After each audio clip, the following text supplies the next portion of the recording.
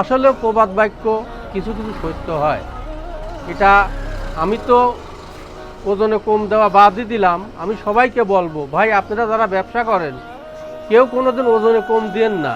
ওজনে কম দিলে এই ব্যবসার কোনো বরকত নেই, এ কালেও শান্তি নাই, ও কালেও শান্তি নাই। শুনেছি নাকি যে ওজনে কম দিলে সে হাসরের দিন গায়ের মাংস কাটে তার পূরণ করে দিতে হবে। আল্লাহ তুমি আমাকে মাফ করে দিও আল্লাহ, আর জীবনেও কোনোদিন এই ধরনের ব্যবসা আমি করবো না।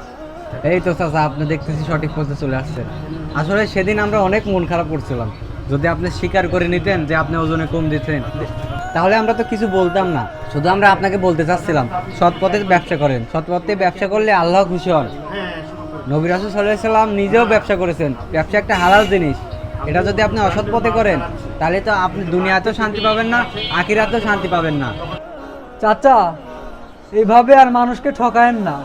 আরে সাব্বির হচ্ছে আমারই ভাই, আমি ওর পাঠাইছি যে চাচা ঠিক হয়ে গেছে নাকি। হাজার হোক, আপনার সঠিক পথে নিয়ে যাওয়া আমাদের হচ্ছে দায়িত্ব। কি রাখি? হ্যাঁ ভাই, তুই ঠিক কথা বলছিস। তোর হলে কি এতদিন আমি ভুল বুঝেছিলাম ভাই। তোকে আমি বিশ্বাস করেছিলাম না, আসলে তুই ঠিক। চাচা, আপনার কথা শুনে আমাদের অনেক ভালো লাগলো। আপনি যে সৎ পথে ফিরে আসছেন এটা আমরা গর্ব করে এখন বলতে পারবো। হ্যাঁ বাবা, আসো আসো, যাই কিছু আছে বাবা কিছু মনে রেখো না। আমি সৎ পথে চলবো, সৎ পথে ব্যবসা করবো।